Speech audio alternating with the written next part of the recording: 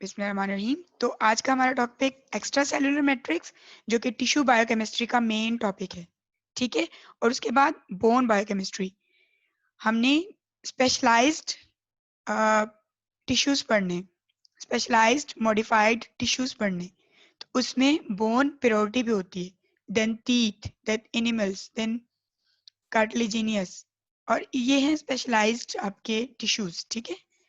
तो हम बोन को जो है ना वो प्रायोरिटी में पढ़ेंगे, बाकी सबकी बायोकेमिस्ट्री नहीं है, सिर्फ बोन की है।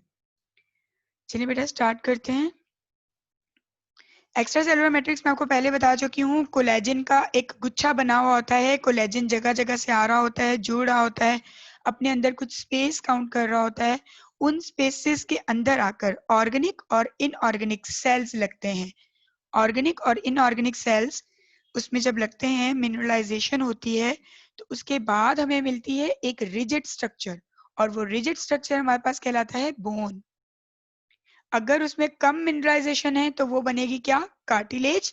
और कार्टिलेज आफ्टर में ज्यादा मिनरलाइजेशन करके, यानी अपने अंदर ज्यादा कैल्शियम, ज्यादा सोडियम, ज्यादा सल्फर, ज्यादा क्लोरीन, ज्यादा मैग्नीशियम और फॉस्फेट, ये वाले कंपोनेंट्स ज्यादा अपने अंदर ऐड करके, जमा कर, बर्फ की तरह, जैसे बर्फ जम जाती है ज्यादा कूल्ड अप होने से, पानी जमता है, तो वो बर्फ की तरह खुद को जमा कर अपने अंदर मिनरलाइजेशन कर कर अपने मॉलिक्यूल्स को रिजिड करके एक रिजिड स्ट्रक्चर बनाते हैं, स्ट्रॉन्ग स्ट्रेंथन स्ट्रक्चर बनाते हैं, उन्हें हम कहते हैं बोन।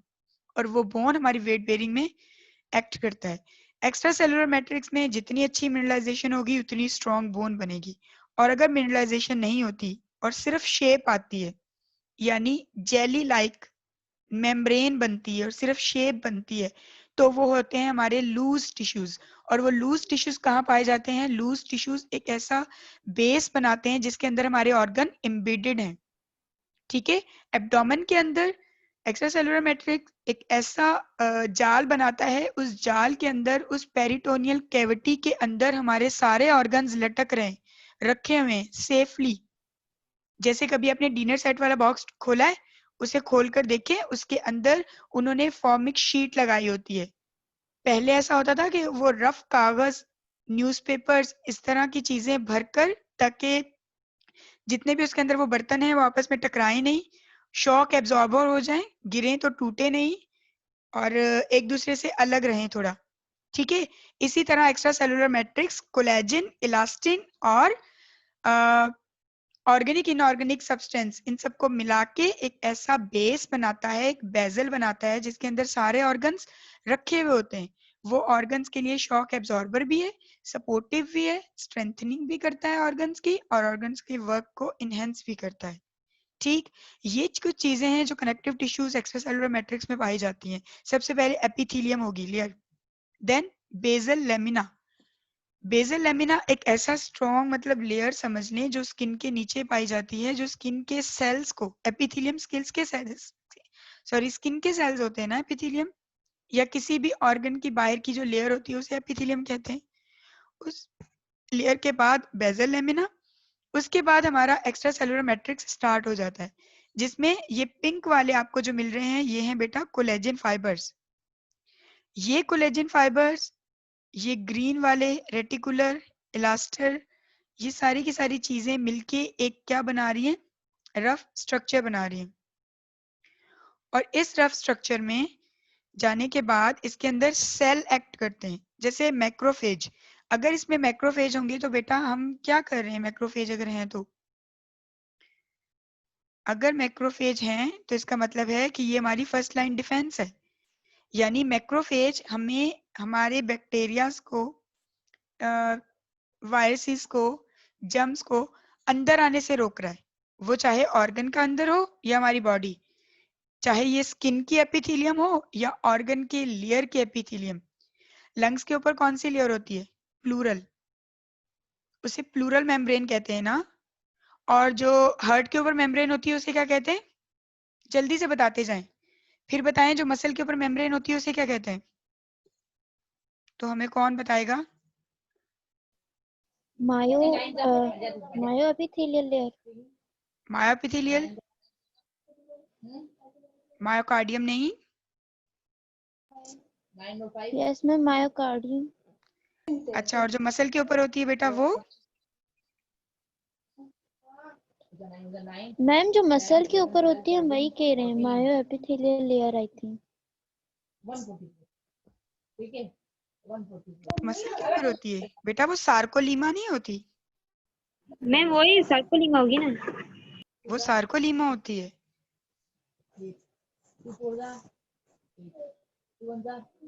ठीक है। अब उनके अंदर माइक्रोफेजेस और ये सारी चीज, फाइब्रोब्लास्ट, मास्ट सेल, ये सारी चीजें होंगी। क्यों होंगी? क्योंकि ये उनको प्रोटेक्शन दे रही हैं, सेफ्टी दे रही हैं, फर्स्ट लाइन डिफेंस दे रही हैं। ठीक है। इसी के अंदर गैग्स पाए जाएंगे, हेलोरन। जहां पर आप ये वाला नाम देख लो ना, हेलोरेंस, ये वाला नाम आप जहां पे देख लो, प्रोटियोग्लाइकेन्स देख लो, ग्लाइकोप्रोटीन्स देख लो, आपको फौरन समझ आ जाए ये चीज क्या है। ये चीजें हैं गाग्स। गाग्स हैं ग्लाइको अमाइनो ग्लाइकलेज। ठीक है, चलें। एक्स्ट्रा सेलुलर मैट्रिक्स के फंक्शंस क्या हैं? फंक्शंस ये है कि प्रोवाइड करता है सपोर्ट और इंकरेज करता है सेल्स को। इंकरेज मींस क्या है? एंकर, एंकर बनता है।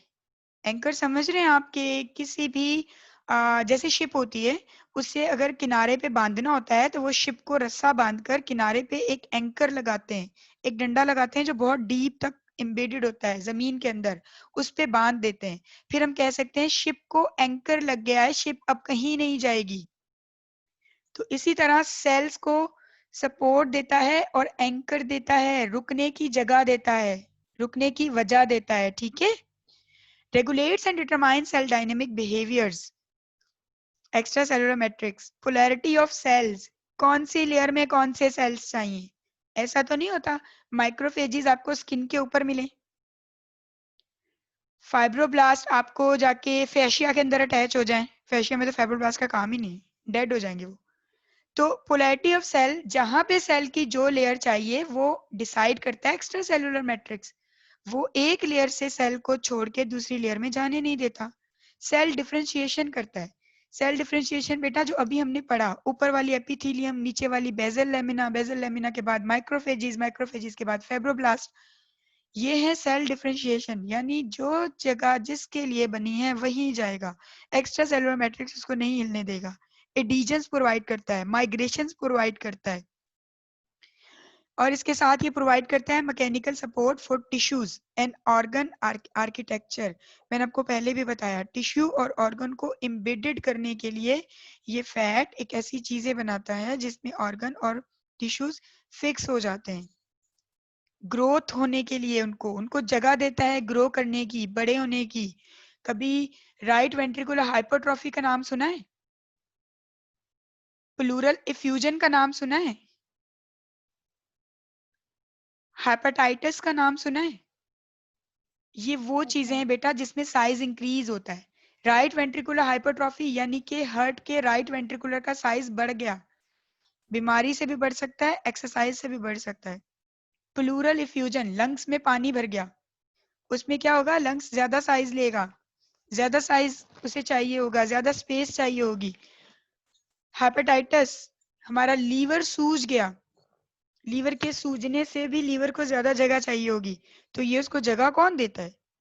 ऑर्गन को बढ़ने की, ग्रो करने की, एक्स्ट्रा सेलुलर मैट्रिक्स। ठीक है, मेरी बात समझ आ रही है?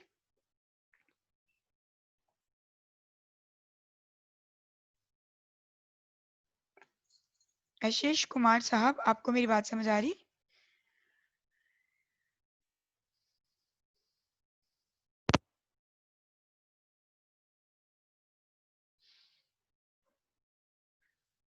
मेरे ख्याल से volume,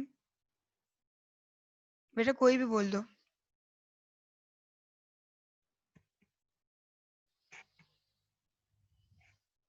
regeneration and healing processes, determination and maintenance of structure. ठीक है। कोलेजन क्या है? मोस्ट अबंडेंट प्रोटीन इन एनिमल्स। 25% प्रोटीन हमारे अंदर कोलेजन है। क्योंकि देखो बेटा, मैंने पहले भी कहा था प्रोटीन के बहुत सारे टाइप्स होते हैं। Transfer protein, transport protein, structural protein, defensive protein, carrier protein, ये सारी प्रोटीन्स की टाइप है ना। तो जो स्ट्रक्चरल प्रोटीन है ना उसमें आता है कोलेजन, और हमारी बॉडी का स्ट्रक्चर बना हुआ है और ये स्ट्रक्चर कोलेजन की हेल्प से बना है। तो इसलिए 25% सारी प्रोटीन्स में से ज्यादा है हमारे पास कोलेजन प्रोटीन, ठीक है। secreted mostly by connective tissue cells and in small quantity by other cells. Collagen आपका कंट्रीब्यूट करता है स्टेबिलिटी ऑफ टिश्यू में और ऑर्गन्स में। ये मेंटेन करता है आपकी स्ट्रक्चरल इंटीग्रिटी। बेटा ये पॉइंट समझ आ रहे हैं, बहुत सिंपल है इसलिए मैं इनको डिटेल नहीं कर रही, कहीं तो मैं करूं। स्ट्रक्चरल इंटीग्रिटी, इंटीग्रिटी का क्या मतलब होता है? इंटीग्रिटी का मतलब होता है कंसिस्टेंसी। एक चीज बन गई ना वो उसी शेप में रहे, वो डी शेप ना हो, ठीक है। वो अपनी शेप चेंज ना करे, अपनी जगह चेंज ना करे, अपना स्ट्रक्चर चेंज मतलब ना करे। इंटीग्रिटी, कंसिस्टेंसी यानी रहे ही रहे, वो अपना स्ट्रक्चर मेंटेन रखती है, ठीक है। It has great tensile strength. Tensile strength का मतलब है बेटा रिजिडिटी, ऐसी ऐसी चीज जो कि टूटे नहीं, ठीक है। हम उसको जोर लगाएं कुछ भी, टेंसाइल टेंशन उसमें ज्यादा हो, स्ट्रेंथ ज्यादा हो, ठीक है। The main component of fascia, cartilage, ligaments, tendons, bone and skin, क्योंकि ये सारी चीजें क्या करती है हमारा स्ट्रक्चर बनाती हैं, ऐसा ही है। fascia, cartilage, ligament, tendon, bone और skin, की ये चीजें मिलके हमारा स्ट्रक्चर बना रही है ना। हम किस तरह दिखते हैं वो इन 6 चीजों पे डिपेंड करता है। तो इसलिए इन 6 के अंदर तो मेन कंपोनेंट हो गई कोलेजन का। ये प्ले करती है आपका important role in tissue and organ development में। एग्री? आगे चले जनता, हम आगे चले।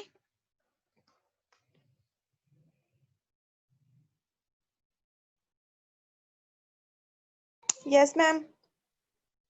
ओके, कोलेजन की टाइप्स वही 1 2 3 4 9 10 9th और 11, क्या मुझे पढ़नी नहीं आ रही, रोमन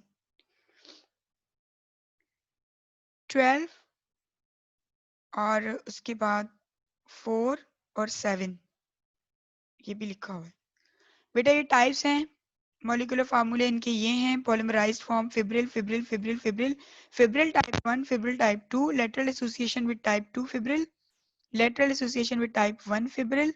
फिब्रिल क्या होगा? फाइबर्स का कॉम्बिनेशन, 4 से 6 फाइबर्स मिलके फिब्रिल बनाते हैं, ठीक है। फिब्रिल मीन्स 4 से 5 फाइबर बनके गुच्छे की तरह एक फिब्रिल बनाते हैं। फिब्रिल प्लूरल ले लो फाइबर्स का। बोन, स्किन, टेंडन, लिगामेंट्स, इन सब में 90% बॉडी में वो होता है। कार्टिलेज, इंट्रावर्टिब्रल डिस्क, आई इनमें भी प्रेजेंट है। Skin type 3 fibres, skin, blood vessels, internal organs यहाँ पे होगा। Type 4 S for type 1।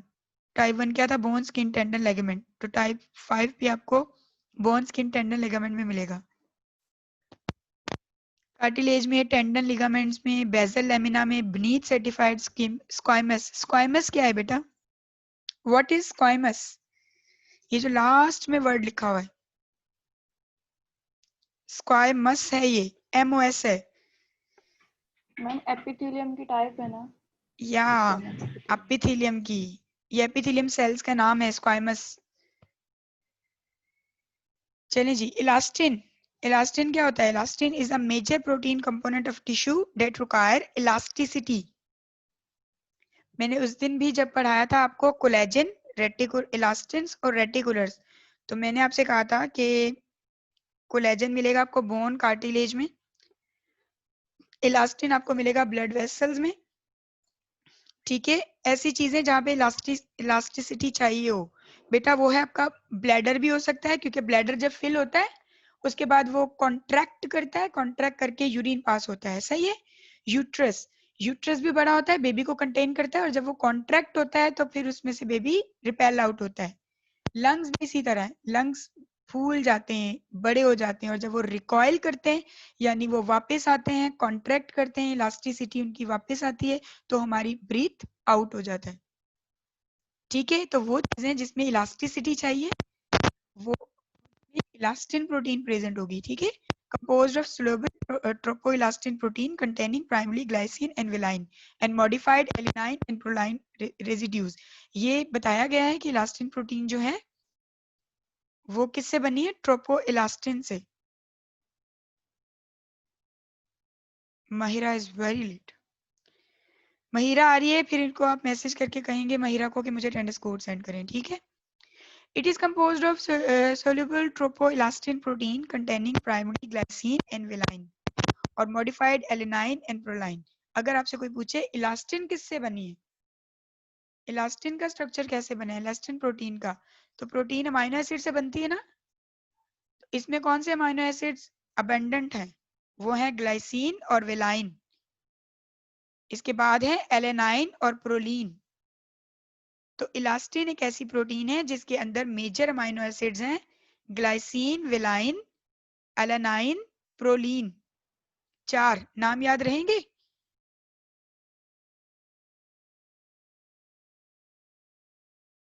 ठीक है, नाम याद फिर रहेंगे से आपको? मैम रिपीट किए। बिल्कुल, मैं आपको बताती हूँ। अगर मैं आपसे पूछूं इलास्टिन प्रोटीन है ना, तो उसके मेजर अमाइनो एसिड्स तो बताओ। तो आप बताओगे ma'am glycine, विलाइन, glycine, valine, alanine और प्रोलीन।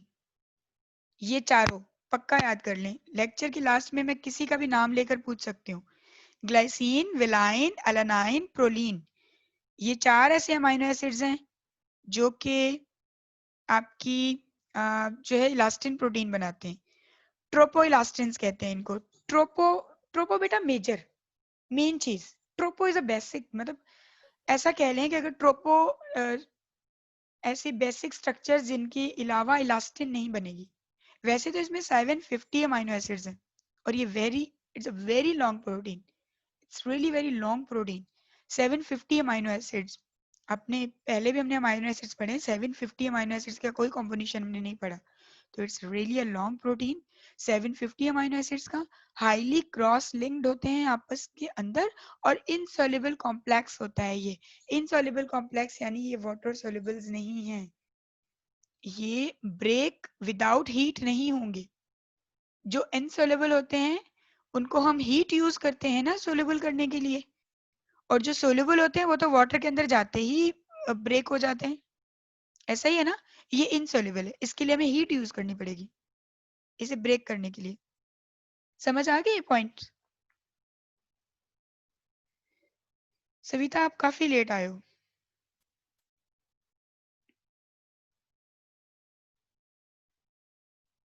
चलिए मारिया बताएं, आपको ये पॉइंट समझ आया? इलास्टिन प्रोटीन फॉर्म विद ट्रोपोइलास्टिन्स में 750 अमाइनो एसिड्स हैं, लेकिन मेजर इसमें क्या है?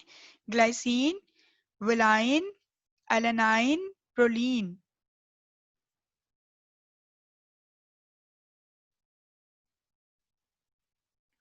ठीक हो गया। Elastin is secreted by connective tissue cells as soluble tropoelastin into extracellular matrix। Form करता है क्रॉस लिंक।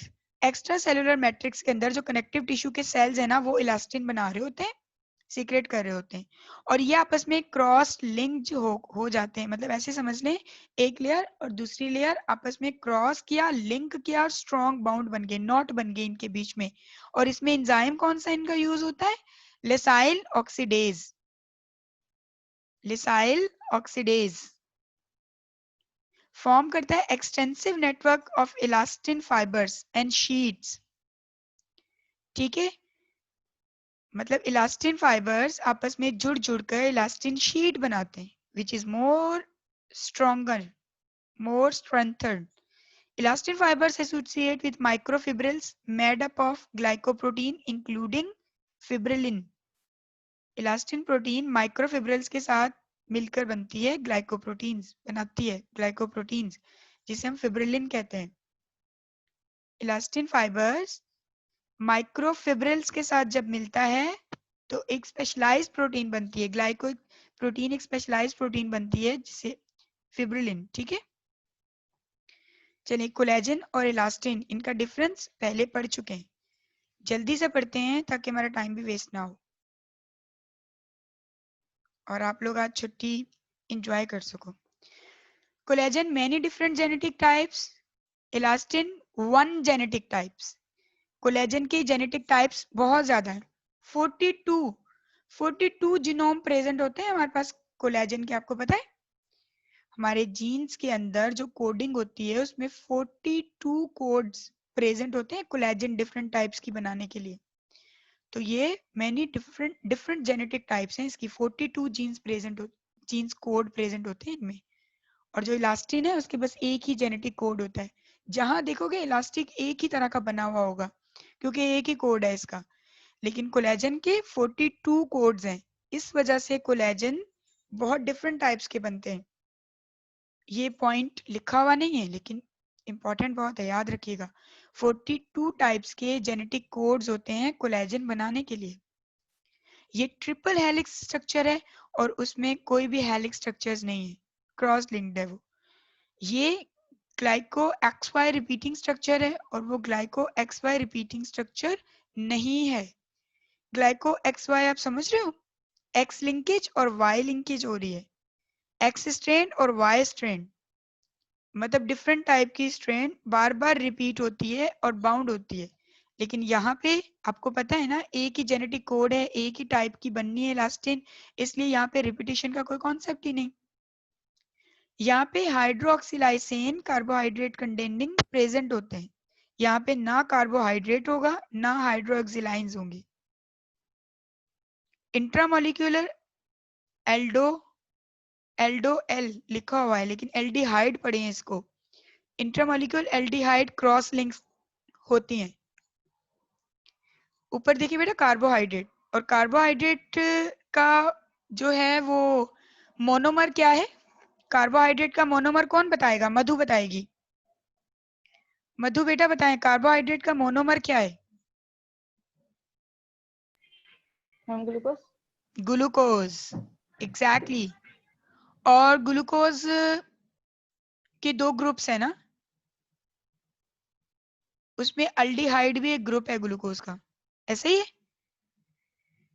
तो इसमें जो लिंक्स, और कीटोन। एग्जैक्टली। अब जो इसमें लिंक्स बनाता है ना वो इंट्रामोलिक्यूलर अल्डिहाइड होगा जो इसमें क्रॉस लिंक्स बनाएगा क्योंकि इसमें कार्बोहाइड्रेट्स प्रेजेंट है। इसमें जो क्रॉस लिंक्स बनाएगा वो डिस्मोसाइन होगा। डिस्मोसाइन अमाइनो एसिड का नाम है, यहाँ अल्डिहाइड नहीं होंगे, ठीक है। यहाँ क्योंकि कार्बोहाइड्रेट नहीं है इसलिए कार्बोहाइड्रेट का कोई रोल ही नहीं है। यहाँ presence of extension peptide during biosynthesis, लेकिन यहाँ ऐसा कुछ नहीं होता। पेप्टाइड है क्या बेटा, पेप्टाइड मीन्स बॉन्ड। बॉन्ड, कौन सी बॉन्ड है, peptide bond linked between protein bond. Proteins. क्या बात है, जबरदस्त। प्रोटियोग्लाइकेन्स, आप लोग को इतनी अच्छी बायोकेमिस्ट्री आती है यार, नेक्स्ट लेक्चर आप लोग मुझे दे दो। जबरदस्त, बहुत अच्छी बेस बनी है इसमें। सो प्रोटियोग्लाइकेन्स, proteins linked covalently to glycose aminoglycans, GAGs. Carbohydrates make up about 95% of its weight. अब गैग्स का स्ट्रक्चर अगर मैं देखूं तो क्या है, उसमें 95% तो कार्बोहाइड्रेट्स, जस्ट 5% हमें दूसरी चीजें मिलती हैं। प्रोटीन बाउंड करती है covalently to GAGs are called core protein. अब वो वाली प्रोटीन जो कोवलेंटली, कोवलेंट बॉन्ड का पता है ना, शेयरिंग बॉन्ड होती है कोवलेंट, दो चीजें तुम दो दो मैं देता हूँ और चार बना के बैठ जाते हैं, वो वाली बॉन्ड। तो प्रोटीन कोवलेंट बॉन्ड बनाती है गाग्स के साथ, उन प्रोटीन को कहते हैं उसकी कोर प्रोटीन। कोर का मतलब क्या होता है, कोर कहते हैं सेंटर को, ऐसा ही है ना, कोर मीन्स सेंटर। जैसे हमारी पूरी बॉडी का सेंटर क्या है, हमारा अम्बलाइकल, तो इसे हम बोलते हैं core abdominal muscles. Abdominal muscles भी कहते हैं लेकिन अगर आप बोलो कोर मसल्स तो भी लोग सब समझ जाएंगे कोर मसल्स क्या है, सेंटर के मसल्स, और वो है आपके एब्डोमिनल्स के मसल्स। तो here is core abdominal muscles.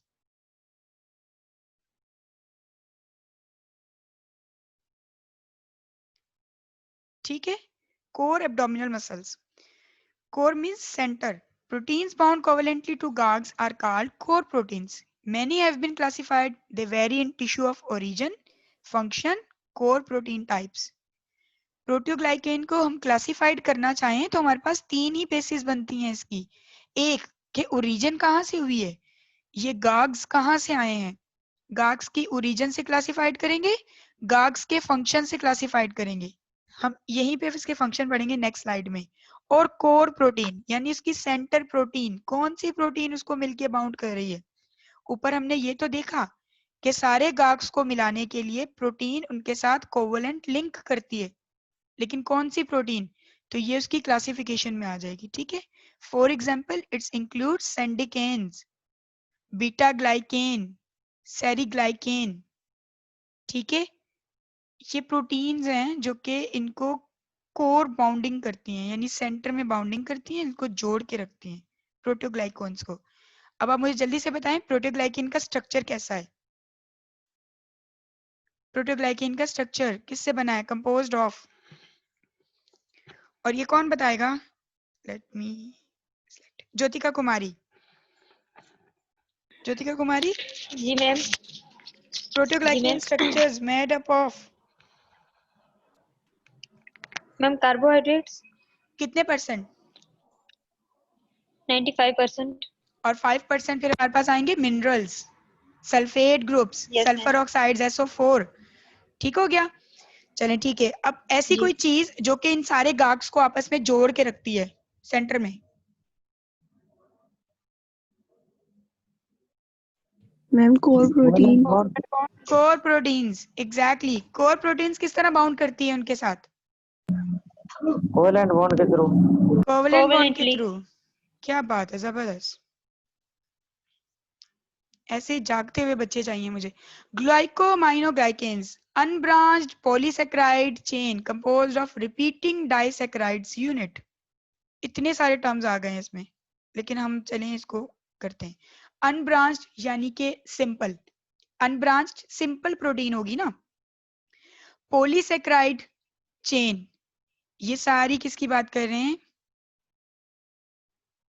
Polysaccharide chain किसकी बात कर रहे हैं, ये कार्बोहाइड्रेट्स की या प्रोटीन की, जल्दी से बोलें।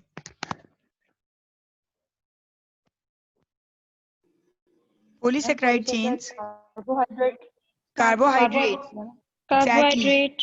एग्जैक्टली 95% इसमें कार्बोहाइड्रेट है। तो हम हमेशा कार्बोहाइड्रेट की बात करेंगे, हमने उसका स्ट्रक्चर बनाना है ना पहले, उसके बाद उसको मिनरलाइज करना है, उसके बाद हमने उसके अंदर डालने हैं सल्फाइड्स, तो पहले स्ट्रक्चर ही बनाना है। तो ये अनब्रांच्ड यानी सिंपल, सिंपल पॉलीसेकेराइड चेन है कार्बोहाइड्रेट की। ठीक है, इससे बनी हुई है। Negatively charge under physiological conditions due to the occurrence of sulphate and uronic acid groups. ये नेगेटिवली चार्ज होती है under physiological condition. Physiological conditions कहते हैं नॉर्मल कंडीशंस को, नॉर्मल सर्कमस्टेंसेस को, डिजीज को नहीं। अगर बेटा डिजीज होगी ना तो गाग्स चेंज हो जाएंगी, गाग्स एसिडिक और बेसिक हो जाएंगी। तो अब अंडर फिजियोलॉजिकल कंडीशन ये नेगेटिव चार्ज होती है। नेगेटिव चार्ज क्यों होती है, क्योंकि इसके अंदर बेटा सल्फर है, SO4 है, लेकिन उसके साथ यूरेनिक एसिड भी है। ठीक है, अब वो डाइसेकेराइड सब यूनिट्स हैं, उसमें यूरेनिक एसिड का नाम है डी ग्लूकोयोनिक एसिड, और एल हाइड्रोयोनिक एसिड। डी और एल, लेवा एंड डेक्सा, इनका मतलब क्या है, डेक्सा या डेट्रो और लेवा।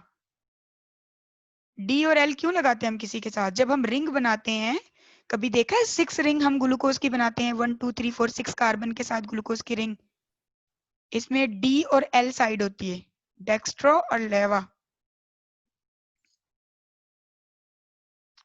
पिक्चर आ जाए, अगर आप लोगों को उस वक्त तक याद आ जाए तो मुझे बता दीजिएगा, ठीक है, वरना मैं आपको लेक्चर के एंड में बताती हूँ कि डेक्स्ट्रा और लेवा क्यों लगाते हैं।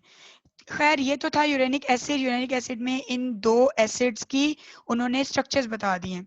एक यूरेनिक एसिड बताया था ऊपर हमने, हमें इसने, और दूसरा है अमाइनो शुगर्स।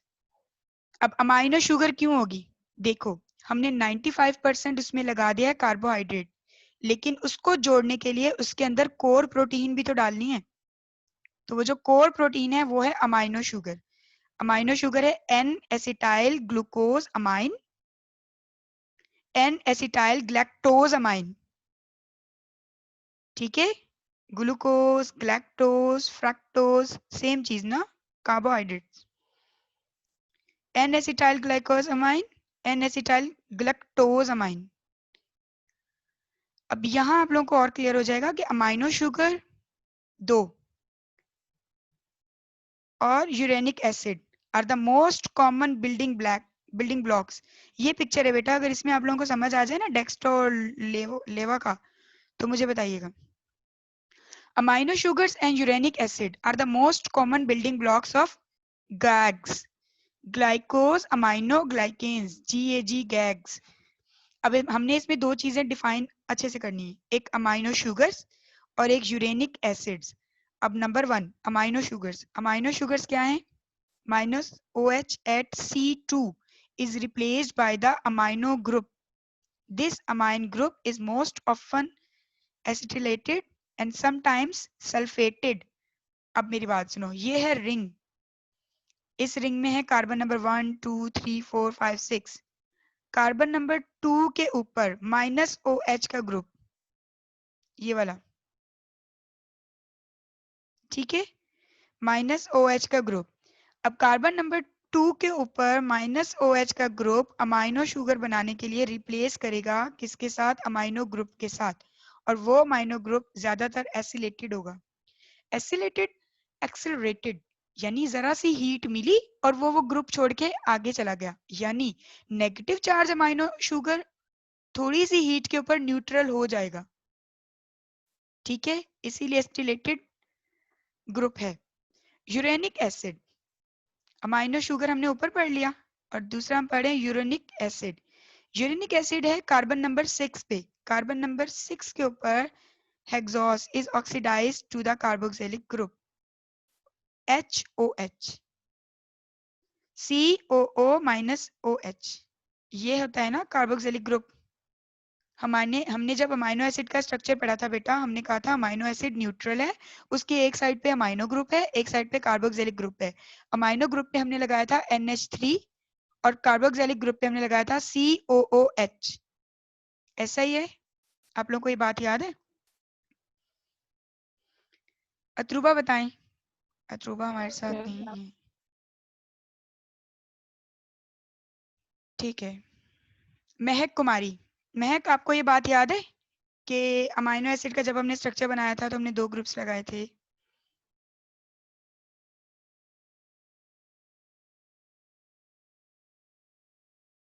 महक,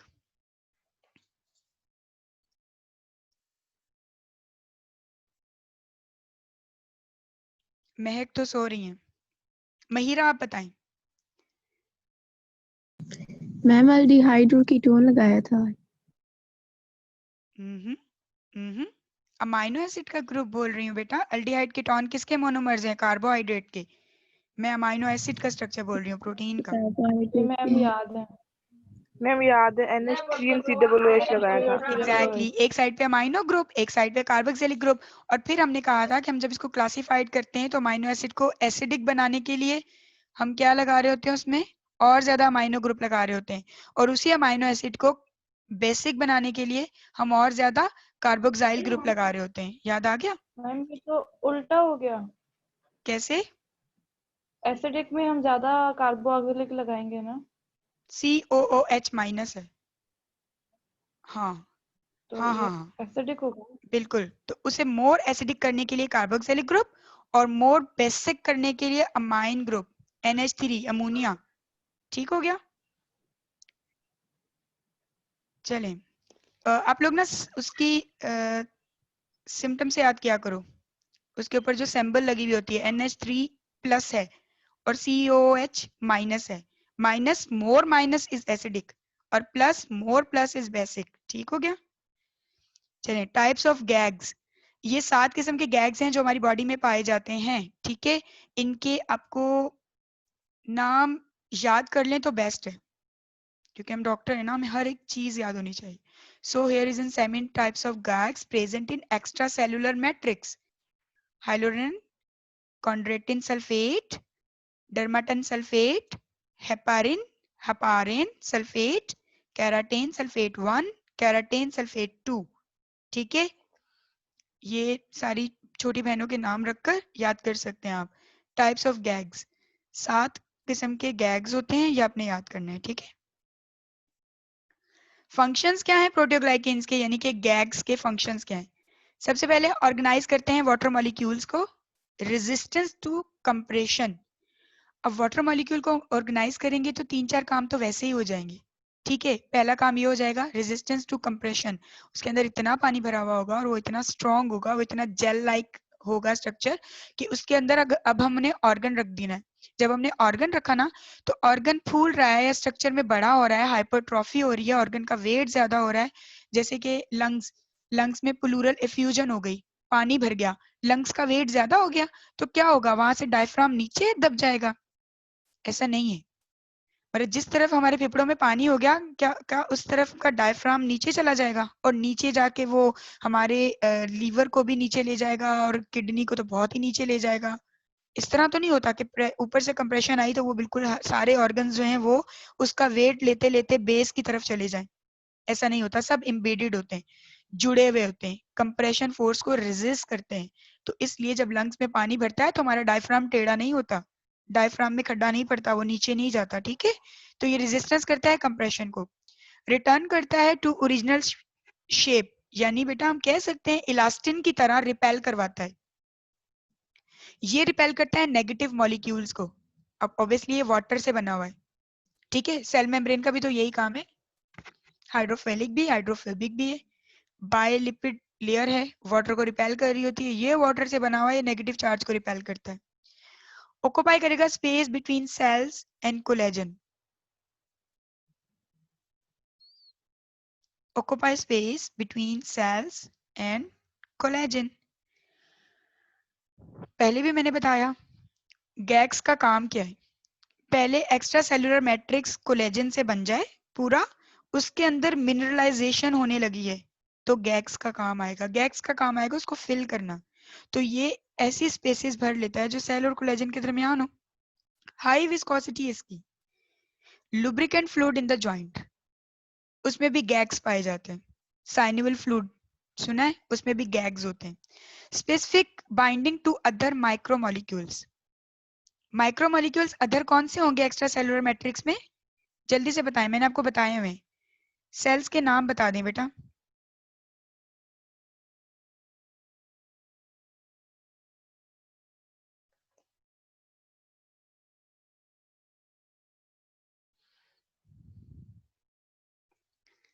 चलिए जी, सेल्स के नाम बताएं, और वो कौन बताएगा, सविता।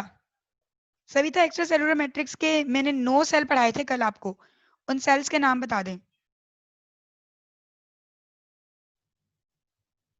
हमने क्लास ही नहीं ली थी कल। शाबाश Savita, very good.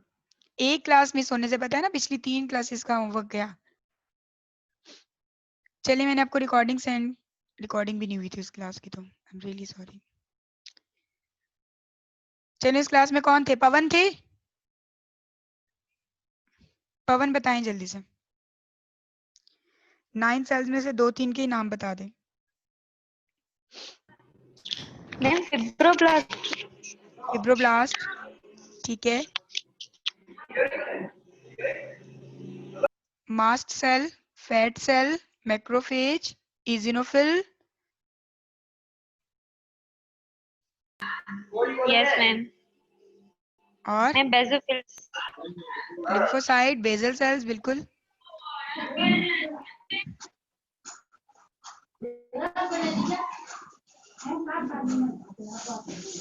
Good, Pawan इन्हीं सेल्स को रिपीट कर दें जो मैंने बताए।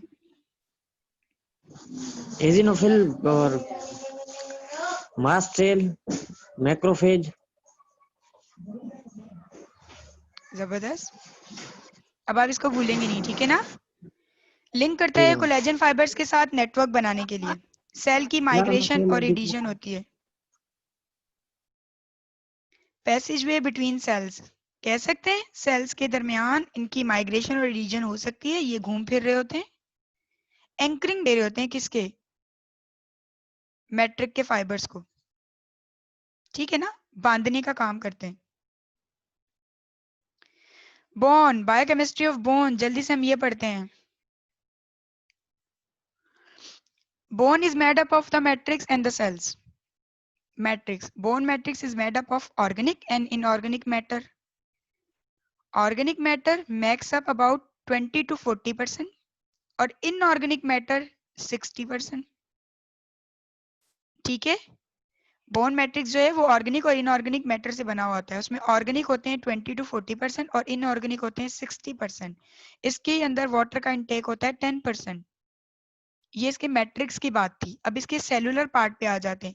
इसके अंदर 4 तरह के सेल्स होते हैं। ऑस्टियोब्लास्ट जो कि कैल्शियम को जमा करवाते हैं, ऑस्टियोक्लास्ट जो कि कैल्शियम को डिफॉर्म्ड करते हैं, निकालते हैं, ऑस्टियोसाइट्स जो इन दोनों सेल्स को बनाते हैं, ऑस्टियोब्लास्ट को भी और ऑस्टियोक्लास्ट को भी, ये दोनों सेल्स ऑस्टियोसाइट से बनते हैं।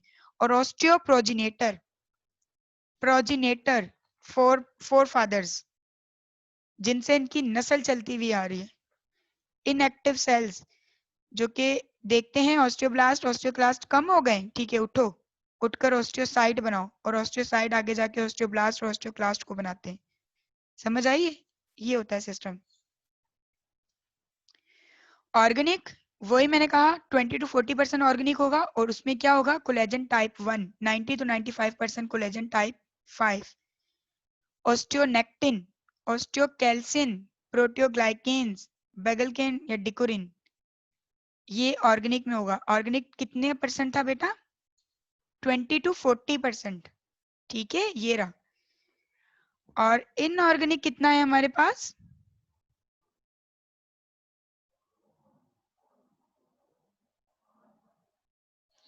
60%। अब देखते हैं इनऑर्गेनिक में क्या है। Hydroxyapatite, octa calcium phosphate. Octa, octa किसको कहते हैं, ऑक्टा मींस 8 8, जबरदस्त। ऑक्टा कैल्शियम फॉस्फेट, 8 कैल्शियम से मिला हुआ phosphate. Brushite, amorphous calcium phosphate, magnesium, fluoride and sodium, ये सब इनऑर्गेनिक कंपोनेंट है जो कि 60% है बोन के अंदर। Metabolism, bone is dynamic structure, undergo remodeling in the form of resorption and deposition of new bone. अब डिपोजिशन होगी ऑस्टियोब्लास्ट से और रिजॉर्प्शन होगी ऑस्टियोक्लास्ट से। समझ आ रही है? Remodeling is under the influence of hormones and physical demand. For example, weight bearing. Hormones तो आपको पता है कौन कौन से होंगे, पता है ना, ग्रोथ हार्मोन्स वो तो सबको ही पता होगा। और फिजिकल डिमांड में है weight bearing. Resorption of bones is performed by osteoclast, लिखा हुआ है, और deposition of bone is performed by osteoblast. Approximately 4% of compact bone and 20% of trabecular gets renewed annually. अब मुझे कोई बताएगा कॉम्पैक्ट बोन कौन सी होती है और ट्रेबिकुलर बोन कौन सी होती है?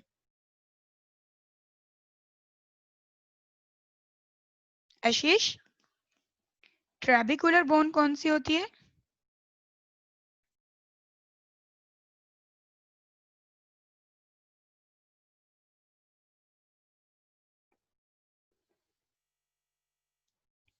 ट्रेबिकुलर और कॉम्पैक्ट बोन कौन सी होती है?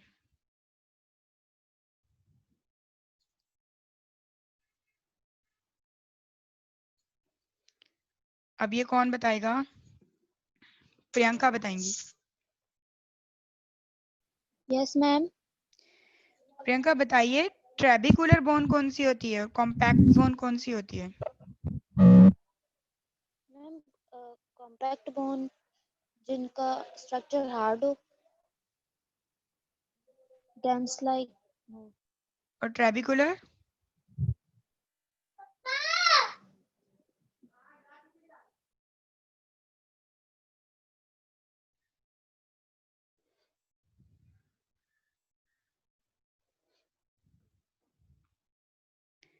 चलिए ठीक है।